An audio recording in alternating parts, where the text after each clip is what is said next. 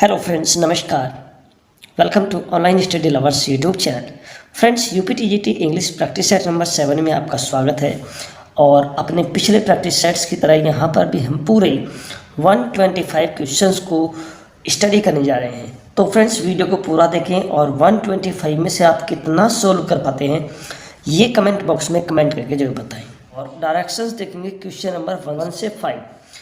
Friends, question number 1 to 5 में आपको correct spelling choose करनी है और करेक्ट स्पेलिंग चूज़ करनी है आपको पेनिट्रेबल। तो फ्रेंड्स, पेनिट्रेबल का हिंदी मीनिंग होता है भेदनीय है। क्लियर? और पेनिट्रेबल की जो करेक्ट स्पेलिंग होगी वो होगी PENE, पेनी और ट्रेबल TRABLE, penetrable. So option 1 will be correct. Spelling number 2, pious. दोस्तों, पायस मीन्स होता है धार्मिक और पायस की करेक्ट स्पेलिंग होती है PIOUS। आप मैच कर सकते हैं। Option 2 is correct. Question number 3, इनोबल। तो क्लियर? और इनोबल की स्पेलिंग हो जाएगी ENNOBLE, यानी कि ऑप्शन नंबर डी सही हो जाएगा। Question 4, satellite. फ्रेंड्स, सैटेलाइट की स्पेलिंग को याद करने की बेहतरीन ट्रिक है कि सैटेल को अलग लिखिए और लाइट को अलग लिखिए। तो SATEL और LITE, लाइट, सैटेलाइट। तो option number B is correct. Clear?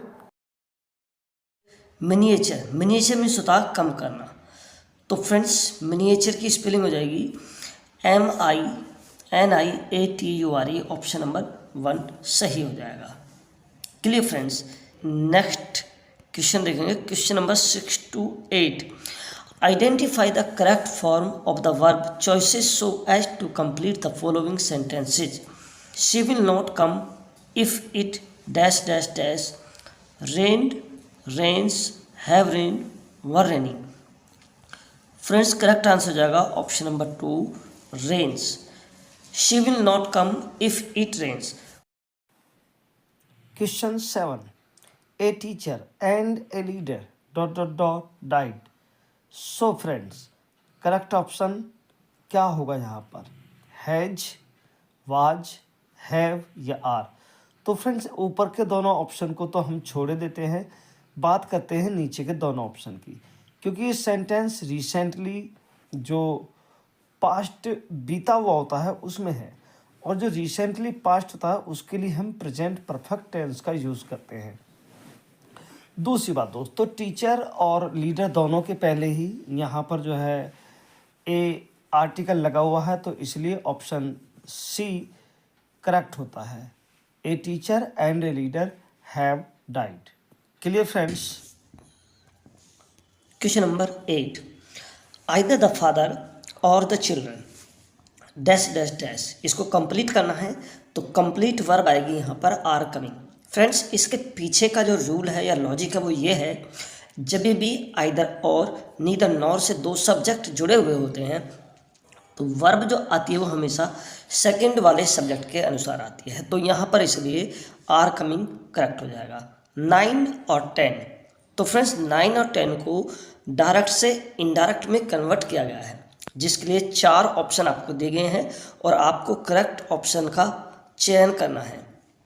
Question number 9 होगा, my friend said comma inverted comma I am living today. तो correct answer option number D सही हो जाएगा। My friend said that he was living that day.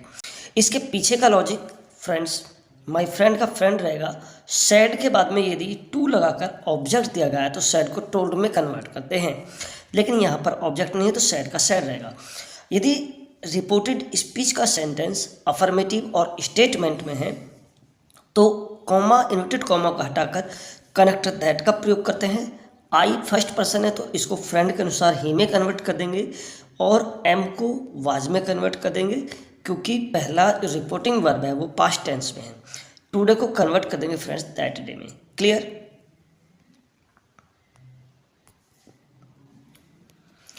Question number 10, I share unlock the secrets of their success.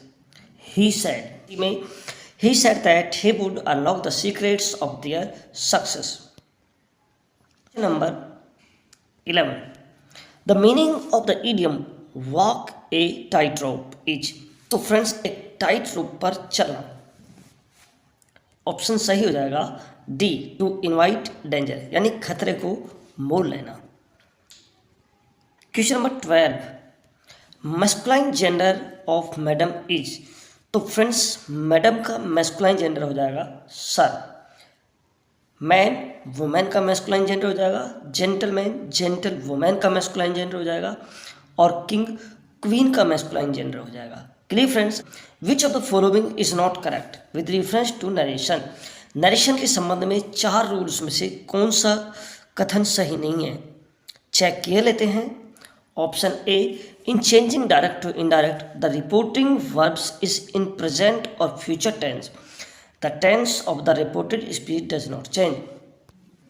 यदि reporting verb present और future tense में है तो reported speech का जो टेंस होता है उसको चेंज नहीं किया जाता, ये बात सही है। In indirect we use conjunction that to connect reporting verb and reported speech. तो फ्रेंड जब भी इस तरह का रूल आता है तो हम जनरल सेंस में बात करते हैं, वैसे तो टू का प्रयोग भी किया जाता है और इफ़ ये वेदर कंजक्शन का भी प्रयोग किया जाता है, लेकिन जनरल सेंस में हम बात करते हैं तो फिर वहाँ पर दैट का प्रयोग किया जाता है, ये भी सही है। Words expressing nearness in time and place are change into words expressing distance. तो जो नियरनेस के वर्ड होते हैं उनको हम डिस्टेंस जो रिप्रेजेंटिंग वर्ब होते हैं उनमें हम चेंज कर देते हैं, तो ये भी कथन सही है। ऑप्शन 4 को चेक करेंगे, इन changing indirect reporting verb change into asked और इंक्वायर्ड। तो फ्रेंड्स अगर हम एक स्पेसिफिक रूल के सेंस में देखें तो ये रूल भी सही है, लेकिन क्योंकि ऊपर के तीनों रूल्स में हमने जो बात की थी वो जनरल सेंस में की थी, तो जनरल सेंस में हम आस्क्ड और इंक्वायर्ड में नहीं बदलते हैं, जनरल सेंस में हम जो रिपोर्टिंग वर्ब होती है उसको टोल्ड में चेंज करते हैं, तो ये ऑप्शन जनरल रूल के सेंस में सही नहीं है। क्लियर? यदि स्पेसिफिक एक इंट्रोगेटिव के सेंस में देखें तब ये सही है, लेकिन बात हम जनरल की कर रहे हैं तो इसलिए सही नहीं है। 14. In the formation of noun from verbs which of the following is not correct. दोस्तों नाउन के फॉर्मेशन में कौन सा कथन सही नहीं है वर्ब से? ब्रेथ, ब्रेथ में सांस लेना एंड ब्रेथ, ये नाउन ठीक है। चॉइस, चूज, कंफ्यूज, कन्फ्यूजन, ठीक है सब।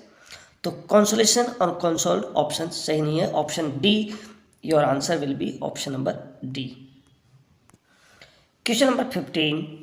विच of the following words has correct spelling, कौन से वर्ड की स्पेलिंग करेक्ट है? तो फ्रेंड्स स्पेलिंग बतानी है आपको, concomitant, correct spelling will be option number C, concomitant. 16. Narration के संबंध में कौन सा रूल सही नहीं है? चलिए देख लेते हैं। An imperative sentences the reporting verb is said, said to, is changed in order as per the sense, सही बात है। इम्परेटिव सेंटेंस में सेड और सेड टू वर्ब को ऑर्डर के मतलब उसको सेंस के अनुसार ऑर्डर, एडवाइस, सजेस्टेड आदि में चेंज कर देते हैं।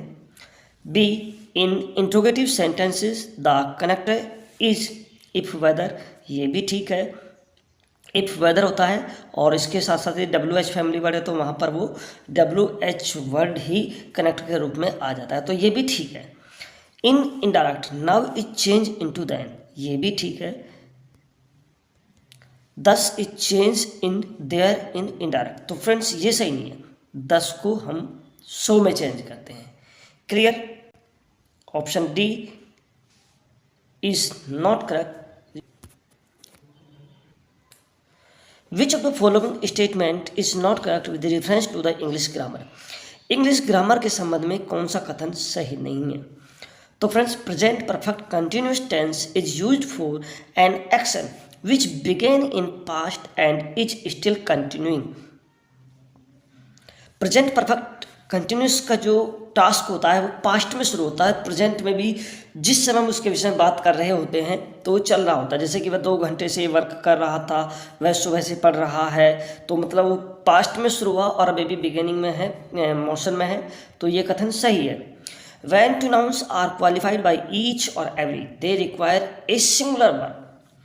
दोस्तों जब दो नाउन ईच और एवरी से क्वालिफाई की जाती हैं तो उनके लिए सिंगुलर वर्ब का यूज किया जाता है, ये बात सही है। If one of is used as a subject it takes a singular verb, ये भी ठीक है। Let is always followed by a subject, ये गलत है दोस्तों। यदि लेट के बाद में कोई प्रोनाउन आता है तो ध्यान रखना कि वो हमेशा ऑब्जेक्टिव केस का ही आएगा। इसके कुछ एग्जाम्पल्स आप अपनी स्क्रीन पर देख सकते हैं। Clear? Question number 18, which of the following statement is not correct, कौन सा कथन सही नहीं है। A proper noun always begins with a capital letter, ये ठीक है। A personal pronoun in objective case is a pronoun used as a object in a sentence, ये भी ठीक है। We use the modal verb can to make general statements about what is possible, ये भी ठीक है कि जब हम जनरल स्टेटमेंट्स की बात करते हैं कि क्या संभव है, क्या हो सकता है, तो वहाँ पर हम मॉडल वर्ब कैन का ही यूज करते हैं। An adverb never comes between a verb and it's subject, तो फ्रेंड्स ये गलत है। वर्ब एक ऐसी पार्ट्स ऑफ स्पीच है जो सभी पार्ट्स ऑफ स्पीच को क्वालिफाई कर सकती है। मीन्स वो नाउन को भी क्वालिफाई कर सकता है, प्रोनाउन को भी क्वालिफाई कर सकता है, एडजेक्टिव, एडवर्ब, वर्ब, कंजंक्शन सभी को क्वालिफाई कर सकता है। तो इसलिए वो कहीं भी आ सकता है, वो सब्जेक्ट और वर्ब के बीच में भी आ सकता है। The sentence this is the house in which I was born is, this is the house in which I was born, यह वही हाउस है जहाँ पर मेरा जन्म हुआ था। तो ये सेंटेंस हो जाएगा दोस्तों कॉम्प्लेक्स का, और कॉम्प्लेक्स का फ्रेंड्स ये हो जाएगा adjective clause. Clear? Next, which of the following words is a preposition, कौन सा वर्ड एक प्रीपोजिशन है। तो ऑप्शन ए सही हो जाएगा, बियॉन्ड। एंड कंजंक्शन है, येट कंजंक्शन है, और नाउ दोस्तों एक एडवर्ब है। Clear? 21, which of the following is an example of reciprocal pronoun, तो रेसिप्रोकल प्रोनाउन का एग्जाम्पल हो जाएगा each other.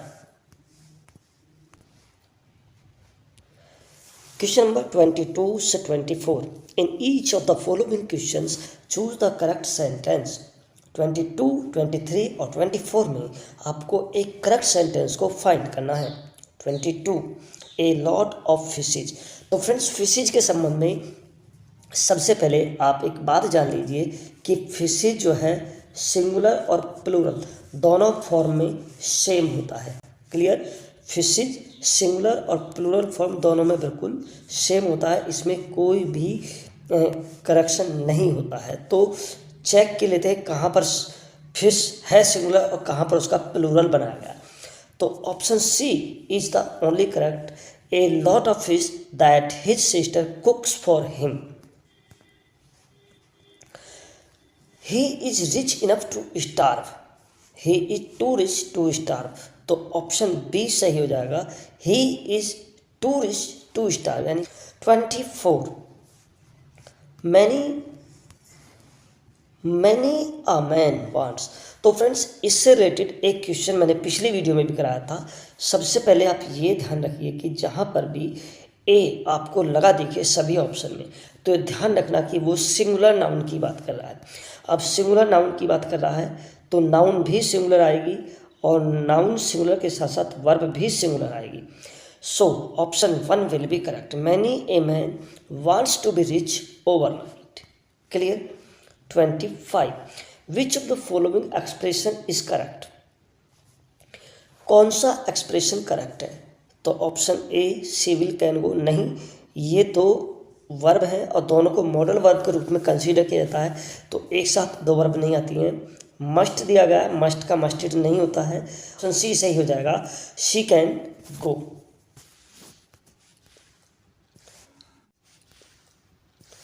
26, which of the following pairs is mismatch, कौन सा पेयर मिसमैच है? A simple preposition out, B compound preposition around, phrasal preposition without, and participle preposition regarding. तो friends correct answer हो जाएगा option number C, without.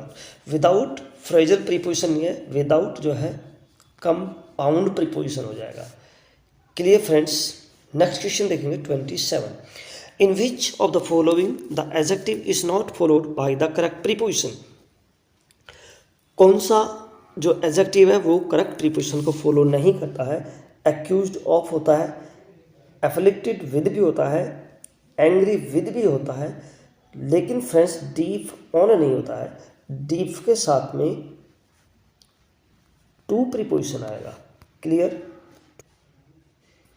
Question 28, with reference to the use of punctuation which of the following statements is correct. तो friends यहाँ पर 3 wrong हैं और 1 सही है, तो विच वन इज करेक्ट? चलिए चेक किए लेते हैं एक बार। First one is she was young beautiful kind and intelligent. तो फ्रेंड्स जब एक से ज़्यादा एक ही पार्ट्स ऑफ स्पीच ज़्यादा आती है तो उसको कॉमा से अलग करते हैं, और जब बाद में 2 बचते हैं तो उनको एंड से यूज़ करते हैं, और एंड के पहले कॉमा का यूज़ नहीं होता है, तो ए गलत हो जाएगा। यहाँ पर भी सेम कंडीशन को रिपीट किया गया है। Rajan ran towards me, fell, yelled, और एंड भी लगाया है और कॉमा भी लगाया है, तो ये भी गलत हो जाएगा। हाउ आर यू मीना, तो फ्रेंड्स ये भी गलत हो जाएगा। देखिए ये गलत इसलिए हो जाएगा, सबसे पहले तो हाउ आर यू के बाद में क्वेश्चन मार्क आएगा, ठीक है ना, और उसके बाद में मीना आना चाहिए था। हाउ आर यू मीना, और मीना के बाद में आता फुल स्टॉप, तो ये भी गलत है, तो ऑप्शन डी सही हो जाएगा, ये करेक्ट है। ये next, which of the following idiomatic comparisons is not correct, कौन सी आइडियोमेटिक कंपेरिजन्स करेक्ट नहीं है? तो करेक्ट आंसर हो जाएगा ऑप्शन नंबर सी, एट है। All in all, at the top of, all, 6 and 7, ये सभी करेक्ट है। 30, which of the following is mismatch with reference to the word antonym sequence. Friends antonym sequence के संबंध में कौन सा कथन सही है, या सॉरी कौन सा मिसमैच है? एबिलिटी, इनएबिलिटी, ठीक है। मोबाइल, इमोबाइल, ये भी ठीक है। आर, डिसआर्म, ये भी ठीक है। अफेबल, पोलाइट, तो फ्रेंड्स अफेबल, पोलाइट ये सही नहीं है, दोनों का सेंस लगभग सेम आ रहा है, तो ये सिनोनिम्स के सेंस से बन रहे हैं, तो option D is not correct. Which of the following words is misspelled, friends कौन सा वर्ड मिस स्पेल्ड है? A amateur, B cent, C corps, और डी सीज। तो फ्रेंड्स 1 से हो जाएगा अमेचर। अमेचर मीन्स होता है अनाड़ी या नौसिखिया। क्लियर? तो इसकी स्पेलिंग हो जाएगी AMATEUR, amateur. Clear? 32 and 33, which of the following verbs is not followed bye correct preposition, कौन सी वर्ब करेक्ट प्रीपोजिशन को फॉलो नहीं करती है?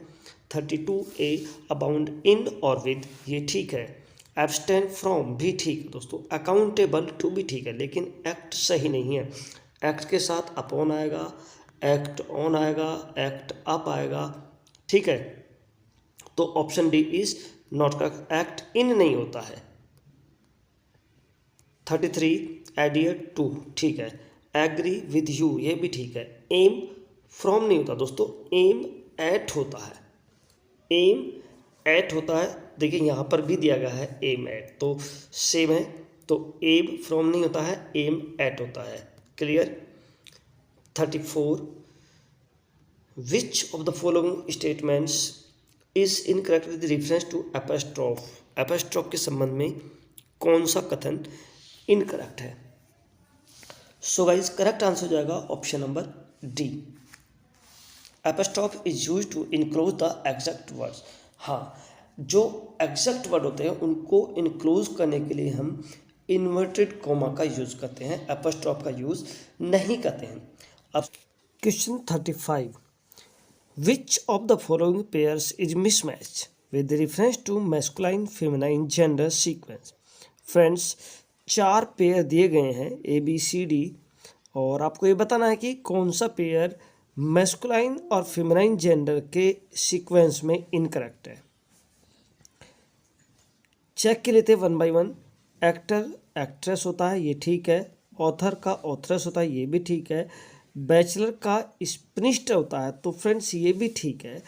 लेकिन काउंट का डचेज नहीं होता है फ्रेंड्स, काउंट का होता है अर्ल। अगर डचेज के सेंस में बात करेंगे तो फ्रेंड्स डचेज का जो मैस्कुलाइन जेंडर होता है वो होता है ड्यूक। के लिए फ्रेंड्स इस तरह से हमने जो यहाँ पर वर्ड दिए गए थे सभी का मैस्कुलाइन फेमिनाइन जान लिया है। चलिए next question. Which of the following is a synonym of effect. तो फ्रेंड्स इफेक्ट का सिनोनिम्स बताना है। तो इफेक्ट का सिनोनिम्स होता है फ्रेंड्स लीन, क्योंकि इफेक्ट का मीनिंग होता है कमजोर, क्लियर, और लीन का अर्थ भी होता है कमजोर या दुर्बल।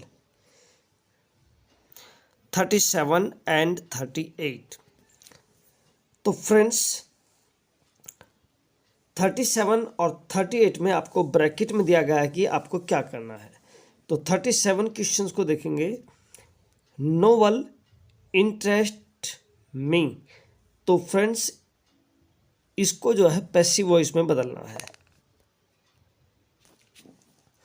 फ्रेंड्स ऑप्शन आपके नीचे दिए गए हैं। तो पहला है टॉम इंटरेस्टेड इन नोवेल्स, ये सही नहीं है। नोवेल्स आर इंटरेस्टेड बाय मी, ये भी सही नहीं है। I have interested in novels, ये भी सही नहीं है। मी को कन्वर्ट करेंगे आई में, और क्योंकि प्रेजेंट इंडेफिनिट का टेंस है तो आई के साथ लगाएंगे एम। इंटरेस्ट को बदल देंगे इंटरेस्टेड में, और इन, और फिर यहाँ जाएगा novels. I am interested in novels, तो करेक्ट आंसर हो जाएगा इसका ये। Clear friends. 38 while there is life there is hope, इसको सिंपल सेंटेंस में कन्वर्ट करना है। तो चेक किए लेते हैं। यदि सारे ऑप्शन को हम नजर डालते हैं तो ऑप्शन नंबर ए ही सही हो जाता है। Life and hope are inseparable. 39 unruffled denotes. Friends unruffled denotes करता है सिंपल, इंडिफरेंट, स्लगिश और काम। तो फ्रेंड्स अनरफल्ड का हिंदी मीनिंग की यदि बात करेंगे तो होता है शांत। क्लियर। और यहाँ पर दिए गए ऑप्शन में ऑप्शन डी इससे मैच करता है काम। काम का हिंदी मीनिंग भी होता है शांत, तो ये करेक्ट हो जाएगा। नेक्स्ट देखेंगे feline. Friends feline denotes feminine, cat like, ferocious, ugly and clumsy. Friends feline का मीनिंग होता है बिल्ली जैसा या बिल्ली के समान। तो बिल्ली के समान एक ही ऑप्शन मिलता है, option number B cat like. Correct answer हो जाएगा feline denotes cat like. Feminine. Next 41 tenuous. Friends tenuous denotes करता है। तो फ्रेंड्स टेनुअस का जो हिंदी मीनिंग होता है वो होता है पतला या कमजोर। क्लियर। और दोस्तों सब्सटेंशियल मीन्स होता है मोटा या मजबूत। तो क्योंकि इसके आगे नॉट लगा हुआ है तो ये इसके करेक्ट सेंटेंस में यानी इसके सिनोनिम्स में बिल्कुल फिट बैठता है। Clear. Next पोइनेंट। पोइनेंट denotes moving, deep, very painful और शार्प। तो फ्रेंड्स पोइनेंट मीन्स होता है मार्मिक या हृदय विदारक। मार्मिक यानी जो बिल्कुल हृदय को हमारे झकझोर कर रख दे उसको बोलते हैं पोइनेंट। तो फ्रेंड्स मूविंग का सेंस भी वैसे तो गतिशील भी होता है, और मूविंग का जो यूज़ किया जाता है वो पोइनेंट के सेंस में भी किया जाता है, यानी मार्मिक या हृदय विदारक। तो करेक्ट आंसर हो जाएगा ऑप्शन नंबर 1। डीप की बात करेंगे तो फ्रेंड डीप मीन्स होता है गहरा, वेरी पेनफुल यानी बहुत ज़्यादा दर्द देने वाला, और शार्प मीन्स तेज या कटाक्ष। Clear. 43 outlook denotes. Outlook denotes करता है looking out, prospect, outward appearance and scrutiny. तो फ्रेंड्स आउटलुक, आउटलुक का हिंदी मीनिंग होता है दृष्टिकोण। तो फ्रेंड्स ऑप्शन नंबर सी सही हो जाएगा, outward appearance. Clear. Question number 44 and 45, opposite meaning find करना है। ठीक है। कॉन्फिडेंट, कॉन्फिडेंट यानी कि विश्वस्त, जो अपने आप में विश्वास रखता है उसको बोलते हैं हम कॉन्फिडेंट। तो फ्रेंड्स इसका जो करेक्ट आंसर हो जाएगा यानी अपोजिट जो हो जाएगा वो हो जाएगा ऑप्शन नंबर डी, अनश्योर। वेग, फ्रेंड्स वेग मीन्स होता है अस्पष्ट, कवार्डली मीन्स कायर या कायरता से, और सीक्रेटिव यानी गोपनीयता। तो that is correct answer will B unsure, जो निश्चिंत ना हो, विश्वस्त ना हो। ठीक है। ग्लूमी, तो फ्रेंड्स ग्लूमी बहुत ही कॉमन वर्ड है। ग्लूमी मीन्स होता है उदास या उदासी से भरा हुआ। क्लियर। और इसका जो अपोजिट हो जाएगा ऑप्शन नंबर 1 हो जाएगा चीयरफुल। चीयरफुल यानी प्रसन्नचित। फेथफुल का हिंदी मीनिंग होता है विश्वासपूर्ण। ठीक है, विश्वासी जिसे कहते हैं। फॉरगेटफुल भुलक्कर कह देंगे, और हार्मफुल हो जाएगा दोस्तों हानिकारक। चलिए let's move to the next question 46 to 50। Choose the appropriate preposition from the options given below each of the following. यानी 46 से 50 में जो 5 क्वेश्चंस हैं उनमें आपको करेक्ट प्रीपोजिशन का चयन करना है।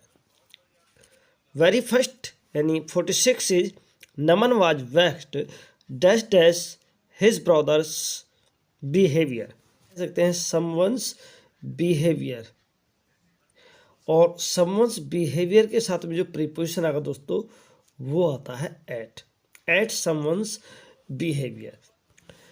She continue to smile dash dash his warnings. Which one is correct? At, of, upon, in. तो गाइज यहाँ पर जो करेक्ट आंसर हो जाएगा वंस अगेन वो हो जाएगा ऑप्शन नंबर ए। जब किसी वार्निंग्स की बात करते हैं तो उसके साथ भी एट प्रीपोजिशन का प्रयोग किया जाता है। Clear. The honour of the house dash the room. यहाँ पर करेक्ट फॉर्म आपको भरनी है एंटर की। एंटर वर्ब जब भी आती है वो अपने साथ में किसी भी प्रीपोजिशन को फॉलो नहीं करती है, तो इसलिए यहाँ पर ऑप्शन बी से हो जाएगा the honour of the house entered the room. 49 this book consist. तो फ्रेंड्स कंसिस्ट के साथ में ये ध्यान रखना हमेशा कंसिस्ट वर्ब ऑफ प्रीपोजिशन को फॉलो करती है, तो यहाँ पर बिना टाइम को वेस्ट किए ऑप्शन सी को हम टिक करेंगे। Next, he the need of the money in life. Correct answer हो जाएगा option number B, emphasize upon. He emphasized upon the need of the money in life। यानी 51 से 55 में दोस्तों ब्रैकेट में वर्ब दी गई है तो उसको आपको इम्प्रूव करके लिखना है। ठीक। A case in point is Sydney Australia where last year more than pedestrian is fined for illegally crossing city streets. तो करेक्ट आंसर क्या आ जाएगा? अब ध्यान दीजिए यहाँ पर 8000 पेडेस्ट्रियंस की बात करें यानी 8000, तो फ्रेंड्स 8000 अपने आप में प्लूरल हो जाता है। ठीक है। अब जब ये प्लूरल हो जाएगा तो वर्ब प्लूरल आनी है। गवर्नमेंट के द्वारा फाइन किएगा, जब गवर्नमेंट के द्वारा फाइन किएगा तो सेंटेंस आपका पैसिव वॉइस में बन जाता है, और इसलिए ऑप्शन बी यहाँ से करेक्ट हो जाएगा, वर्ब फाइन। यानी 8000 पेडेस्ट्रियंस को फाइन किया गया यानी चार्जेस किया गया, किसके द्वारा? गवर्नमेंट के द्वारा। क्लियर। नेक्स्ट, वी ब्रैकेट में देखना है had been away for a long time you know and so were anxious to get home again. Has been, is been, have been and have been. तो option A की बता है, option D will be correct, have been. 53 people arrived from all parts of the country and had walked miles to take a dip at confluence of the rivers Ganga and Yamuna. So guys, which one is correct? यानी B correct हो जाएगा, walk for miles to take a dip.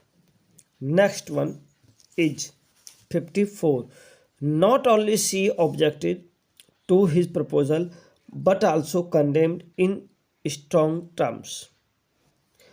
तो option A correct हो जाएगा, not only did she object to his proposal but also condemned in strong terms. Clear. 55 he has not taken any coaching in the game but he plays good than many professional players. Good then दोस्तों, good की जो comparative degree होती है वो होती है better. Clear.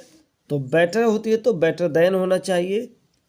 तो एक तो फ्रेंड्स ऑप्शन सी सही हो जाता है, he plays better than many professional players. 56 why the year 1798 taken to be the year of the beginning of the romantic movement? तो फ्रेंड्स 1798 जो ईयर है उसको रोमांटिक मूवमेंट का बिगिनिंग माना जाता है। वाई, क्यों? Because it was the year in which Wordsworth lyrical ballads was publish. तो दोस्तों यही करेक्ट आंसर हो जाएगा और करेक्ट आंसर को ही हम टिक करेंगे। 1798 को रोमांटिक मूवमेंट का बिगिनिंग जो माना जाता है वो इसीलिए माना जाता है क्योंकि इस समय लिरिकल बैलेड्स दोस्तों पब्लिश हुआ था। क्लियर। चलिए 57 but Europe at that time was thrilled with joy, France standing on the top of golden hours and human nature seeming born again, which time is Wordsworth referring to in these lines. तो friends इन line में Wordsworth किस समय को, किस as को जो है रेफर कर रहे हैं? The age of renaissance, the beginning of the industrial age, the period of the French revolution और the period of the discoveries of new lands. Guys correct answer हो जाएगा option number C, the period of the French revolution. But Europe at that time was thrilled with joy, France standing on the top of golden hours and human nature seeming born again. तो friends in this line में William Wordsworth जो refer कर रहे हैं वो French revolution को refer कर रहे हैं। 8 If winter comes can spring be far behind? Which ode of Shelley ends with this line? In lines के साथ में पीबी शैले का कौन सा ओड फिनिश होता है? आंसर हो जाएगा option number C, the west wind. Next, what is the meaning of the title la belle dame sans merci? तो फ्रेंड्स इस लाइन का अर्थ हो जाएगा a beautiful maiden without mercy. The central theme of Galsworthy Strife is. तो friends Galsworthy का जो central theme होगा वो होगा option number B, labourer and capital conflicts. 61 से 65 में आपको एक बार फिर से सिनोनिम्स बेस्ड क्वेश्चन है। तो फ्रेंड्स फोर्थ राइट का हिंदी मीनिंग बताना है। Honest and outspoken, serious and stubborn, strong and brave और willing and determined. Forthright का हिंदी मीनिंग होता है स्पष्टवादी। स्पष्टवादी यानी कि जो स्पष्ट बोलता हो। तो इसका आंसर हो जाएगा option A, honest and outspoken. Serious and stubborn, serious यानी गंभीर और स्टबर्न मीन्स हठी। स्ट्रॉन्ग दोस्तों यानी ताकतवर, और ब्रेव यानी मजबूत, विलिंग एंड डिटरमाइंड, ठीक है, ये सब आपको पता होगा। नेक्स्ट, रिप्रीमेंड दोस्तों, रिप्रीमेंड मीन्स होता है डांटना, फटकारना, किसी को डांट लगाना, ठीक है।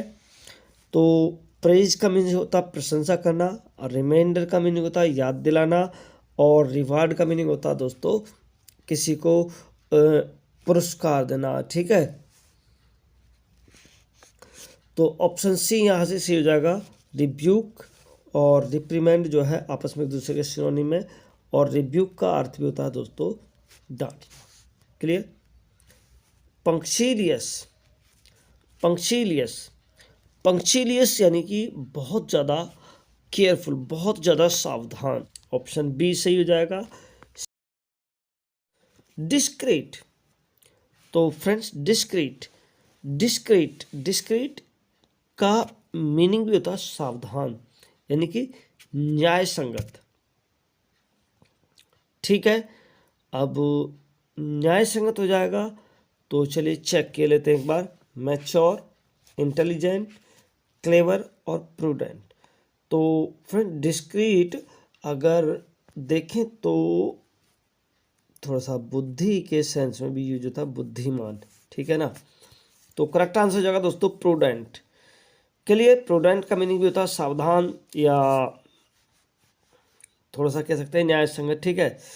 मैच्योर यानी कि अपनी एज में जो मैच्योर होता है, इंटेलिजेंट, वाइज, क्लेवर, ठीक है, सब पता है आपको। फ्रेंड्स नेक्स्ट क्वेश्चन हो जाएगा एंस्कॉन्स। फ्रेंड्स एंस्कॉन्स का जो सिनोनिम्स है वो आपको बताना है, और एंस्कॉन्स का हिंदी अर्थ होता है दोस्तों स्थापित करना, छिपाना या सुरक्षित रखना, ठीक है। तो option C will be correct, to settle comfortably. Clear. To promote यानी कि प्रमोट करना, टू सराउंड यानी कि उसको चारों तरफ से घेरना, तारबंदी करना, किसी भी तरह से कह सकते हैं। टू ऑनर सम्मान करना। क्लियर। चलिए let's move to the next question, and next question will be Shakespeare is. Friends Shakespeare हैं, तो ऑप्शन वन सही हो जाएगा, ए रिनेसेंस प्लेराइट, ड्रामाटिस्ट और सोनेटियर। ये चीज़ यहाँ पर नहीं दी गई है, ये मैंने आपको बता दी है कि शेक्सपियर एक रिनेसेंस प्लेराइट, सोनेटियर और ड्रामाटिस्ट थे। 67 शेक्सपियर दिया गया है, और ऑप्शन डी सही हो जाएगा, new little Latin and less Greek. This is said by Ben Jonson. Friends ये बेन जॉनसन के द्वारा कहा गया था विलियम शेक्सपियर के विषय में, और उन्होंने इस बात को कहकर जो है उनका ह्यूमराइज किया था, यानी उनका मजाक बना था, लेकिन बाद में उनके बहुत बड़े सपोर्टर भी हुए थे। Next question will be 68 Shakespeare was born in. Shakespeare का जन्म हुआ था 1564 में हुआ था, ठीक है। और उनको जो बैप्टाइज किया गया था दोस्तों वो 26 अप्रैल को किया गया था। तो जो क्रिश्चियंस होते हैं वहाँ पर ये धारणा थी कि जिस समय बैप्टाइज किया जाता था तो वो जन्म के 2 या 3 दिन बाद किया जाता था, इसलिए उनकी डेट ऑफ बर्थ जो है वो 23 अप्रैल 1564 मानी जाती है। Next question will B cowards die many times before their deaths. The valiant never taste of the death but once. These lines have been taken from. तो फ्रेंड्स ये लाइन जूलियस सीजर से ली गई हैं। Clear. Next question, emotions recollect in tranquillity. The profound philosophy of Wordsworth was rejected by. तो friends emotions recollect in tranquillity यानी जो एक गहराई होती है वहाँ पर इमोशंस जो है रिकलेक्ट होते हैं, और जो प्रोफाउंड फिलॉसफी थी वर्ड्सवर्थ की इसको किसने रिजेक्ट किया था? William Hazlitt, T S. Eliot, Ezra Pound और friends Roland brothers. Which one is correct? तो करेक्ट आंसर हो जाएगा option number B, T.S. Eliot. Lyrical Ballads appeared with. Lyrical Ballads जब फर्स्ट टाइम पब्लिश हुई थी 1798 में, तो फ्रेंड्स वो अपीयर किस फॉर्म में हुई थी? 6 poems by Coleridge and 15 by Wordsworth. जैसा कि सभी जानते हैं और नहीं जानते हो तो बता देते हैं कि लिरिकल बैलेड्स में ओवरऑल 23 पोएम्स हैं। तो फ्रेंड्स इसमें जो है 4 पोएम्स कॉलेज की हैं और जो 19 पोएम्स है वो वर्ड्सवर्थ की हैं। तो ऑप्शन डी सही हो जाएगा, 4 poems by Coleridge and 19 by Wordsworth. Let's move to the next question. Next 72, Macbeth see the ghost of. तो फ्रेंड्स मैकबेथ जो है किसका घोस्ट देखता है? Option A Banquo. Next question, who states these words for Shakespeare? Soul of the age, the applause, the delight, the wonder of our stage. Matthew Arnold, T.S. Eliot, Ben Jonson और T Eagleton. तो guys correct answer हो जाएगा option number C, Ben Jonson. देखिए वहाँ पर उन्होंने उनको मजाक किया था कि Shakespeare knew little Latin and less Greek, और यहाँ पर उनको सोल ऑफ द एज कहकर उन्होंने एड्रेस किया है।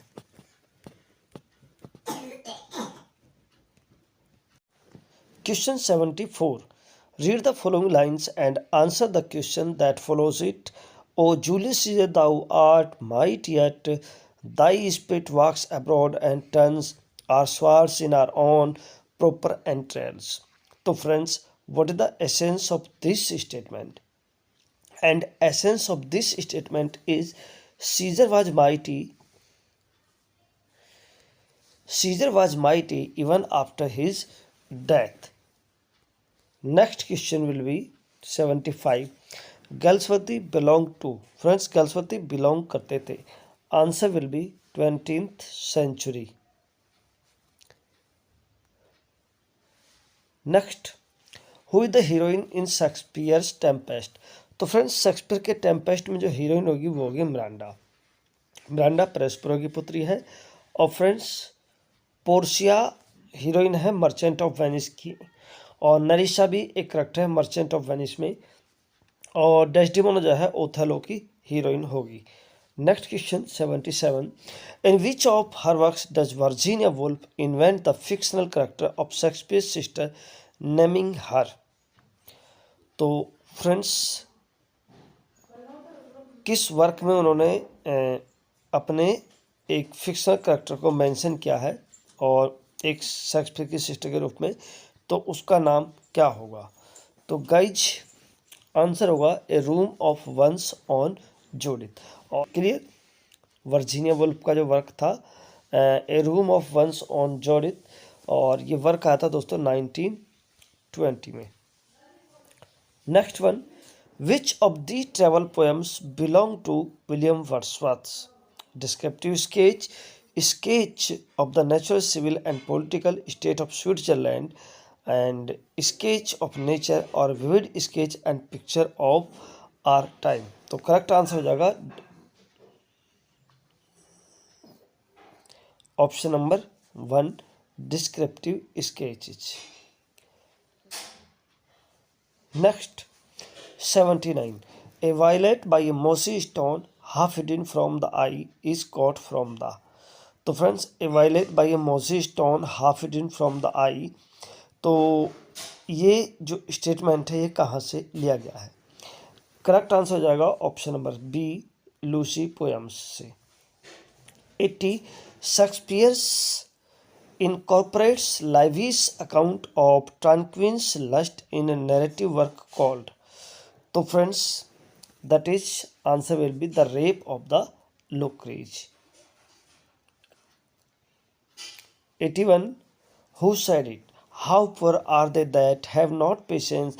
What would it ever heal but thy degrees? तो फ्रेंड्स ये कथन किसका है कि वो कितने पुअर हैं जिनमें पेशेंस नहीं है? What would it ever heal but by degrees? Othello, Cassio, Iago, Desdemona. तो गाइस करेक्ट आंसर हो जाएगा option number C Iago. Next 82, Strife dramatizes मतलब जो स्ट्राइफ वो दिखाता है किसको, तो that is option C a strife. जो लेबरर्स होते हैं, जो कैपिटलिस्ट होते हैं, उनके बीच में जो एक झगड़ा होता है उसमें स्ट्राइफ को वो दिखाता है। 83, the prelude by Wordsworth was part of a vast work which was to be called. तो फ्रेंड्स, प्रेल्यूड उनके वास्ट वर्क का जो पार्ट होगा उसको क्या कहते हैं, एक्सकर्सन। और रिक्लूज भी उसी सीरीज का एक पार्ट है। Next one 84, the Dark Flower by John Galsworthy is a. तो friends, Dark Flower John Galsworthy के द्वारा लिखा गया एक लव नोवेल होगा, यानी कि ऑप्शन नंबर बी सही हो जाएगा। Clear. Next one, in 1805 Wordsworth which poem was written. 1805 में वर्ड्सवर्थ ने कौन सी पोएम लिखी थी? टिंटन एबे, the prelude, Lucy poem, solitary reaper. Guys, answer होगा द प्रेल्यूड। 1805 में लिखा था और लगभग इसको 1845 में कंप्लीट कर लिया गया था और 1850 में इसको पब्लिश किया गया था उनकी वाइफ मैरी हचिनसन के द्वारा। Next will be Shakespeare wrote, Shakespeare ने लिखे, तो आंसर होगा 154 sonnets. Shylock is a character in, Shylock एक करेक्टर होगा, तो फ्रेंड्स शाइलॉक एक करेक्टर है मर्चेंट ऑफ वेनिस में, ऑप्शन नंबर बी सही हो जाएगा। 88, William Wordsworth Tintern Abbey is, William Wordsworth का जो टिंटन एबे है वो क्या होगा? ड्रामेटिक मोनोलॉग, ड्रामेटिक लिरिक और ड्रामेटिक एपिक और नन ऑफ द अबव। तो फ्रेंड्स, वर्ड्सवर्थ के टिंटन एबे में फ्रेंड्स ड्रामेटिक मोनोलॉग और ड्रामेटिक लिरिक दोनों के ही जो क्वालिटीज़ है वो पाई जाती हैं, तो इसलिए इसको ड्रामेटिक मोनोलॉग और ड्रामेटिक लिरिक दोनों के रूप में हम कंसीडर कर सकते हैं। बाकी इस क्वेश्चन से संबंधित आपकी जो भी राय हो आप कमेंट बॉक्स में कमेंट करके बता सकते हैं। You are independent. 89, Wordsworth before his death resided at, Wordsworth अपनी डेथ से पहले कहाँ पर रिसाइडेड हो गए थे? Rydal Mount, Grasmere, Allan Bank और डव कॉटेज। तो गाइस, करेक्ट आंसर हो जाएगा option number Rydal Mount. Question number 90, which drama of Galsworthy deals with the conflict between capitalists and labourers. तो फ्रेंड्स, कैपिटलिस्ट्स और labourers के बीच में जो कॉन्फ्लिक्ट है उसको कौन सा ड्रामा गैल्सवर्दी का रिप्रेजेंट करता है? तो गाइज, आंसर होगा option number 1 strife. 91, Wordsworth poem mostly deals with. तो फ्रेंड्स, वर्ड्सवर्थ की जो पोएम है डील्स करती हैं स्पेशली वो हम्बल एंड रस्टिक लाइफ को। Next question, Wordsworth compose some of his finest poem during the years. तो फ्रेंड्स, वर्ड्सवर्थ ने जो अपनी कुछ फाइनेस्ट पोएम थी उनको लिखा था 1798 से 1799 में। Clear. Next one, Shakespeare's has mostly use in his plays. Shakespeare ने अपने प्लेज में मोस्टली यूज किया था ब्लैंक वर्स को, ऑप्शन बी सही हो जाएगा। मिल्टन्स पैराडाइज लॉस्ट, तो has no trace of personal, तो ऑप्शन बी सही हो जाएगा यहाँ पर। Is notable for its autobiographical passages. चलिए next one 95, Lyrical Ballads was written by Coleridge and. तो फ्रेंड्स, विलियम वर्ड्सवर्थ और एस.टी. कॉलेज के द्वारा लिरिकल बैलाड्स को लिखा गया था और इसमें जो ओवरऑल थी 23 पोएम्स थी, 19 by Wordsworth and 4 by Coleridge. तो फ्रेंड्स, यहाँ से कॉलेज की कौन कौन सी 4 पोएम्स थी आप हमें कमेंट बॉक्स में कमेंट करके बताएंगे, हम विचार करेंगे। Next one, solitary reaper is a. Solitary reaper है बैलाड, ओड, ड्रामा, पास्टोरल। तो गाइस, करेक्ट आंसर हो जाएगा ये एक बैलाड होगा। इसमें कुछ जो क्रिटिक्स हैं इसको लिरिक मानते हैं, ठीक है, और कुछ जो क्रिटिक्स है इसको बैलाड मानते हैं। तो ये लिरिकल बैलाड हो जाएगा, यानी इसमें बैलाड के भी जो क्वालिटी जो पाई जाती हैं और लिरिक की भी क्वालिटीज इसमें पाई जाती हैं। Next, in 12th night Olivia is overhead and years in love. तो फ्रेंड्स, ओलिविया जो मतलब ओवरहेड हो जाती है लव में, तो वो हो जाती है व्यूला के साथ में, जो व्यूला अपने आप को डिस्गाइज किए हुए रहती है सिजेरियो के। Cordelia come to help her father because, Cordelia King Lear से दोस्तों ये लिया गया है कि अपने फादर की हेल्प करने के लिए आती है, क्यों? Because out of her genuine love, option C सही हो जाएगा। Who has been termed as motiveless malignity? तो फ्रेंड्स, मोटिवलेस मैलिग्निटी जो टर्म है वो अप्लाई होता है ओथेलो प्ले में इयागो के ऊपर। 100. In which poem do the following lines occur? They flash upon that inward eye which is the bliss of solitude. तो गाइज आंसर होगा ऑप्शन नंबर बी, डैफोडिल्स। यानी डैफोडिल्स से line ली गई हैं, और जिस समय वर्ड्सवर्थ बहुत ज़्यादा दुख में, शौक में डूबे होते हैं, तो उस समय जब वो डैफोडिल्स को देखते हैं तो उनके ऊपर एक वो आई इन्वर्ट करते हैं और उससे जो है वो बहुत ज़्यादा प्रसन्न हो जाते हैं। क्लियर? Next one, 101 Caliban. दोस्तों कैलिबन होगा तो ऑप्शन डी सही हो जाएगा, is the villain in the Tempest. Next one, which of the following is a poem by Wordsworth. कौन सी पोएम वर्ड्सवर्थ के द्वारा लिखी गई है? तो ऑप्शन ए सही हो जाएगा, डैफोडिल्स।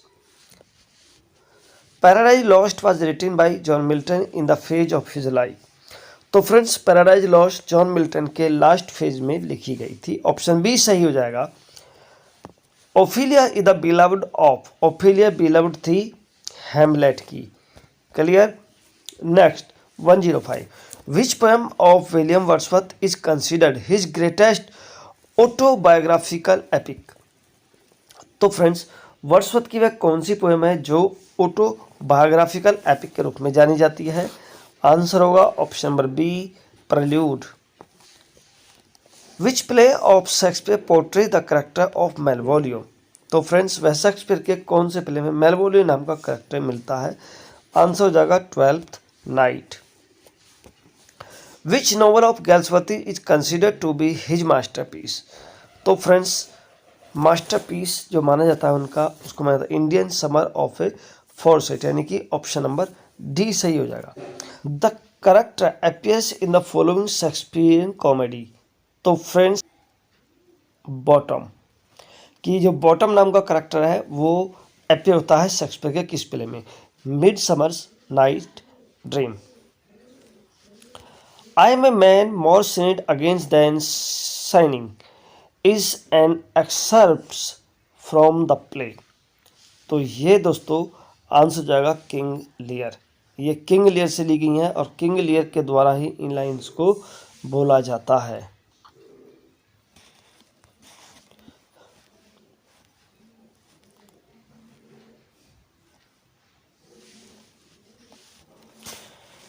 एक 110, in which poem does Wordsworth write come forth into the night light of things let nature be your teacher. तो फ्रेंड्स, ये लाइन विलियम वर्ड्सवर्थ की फेमस पोएम टेबल टर्नेड से ली गई है। क्लियर?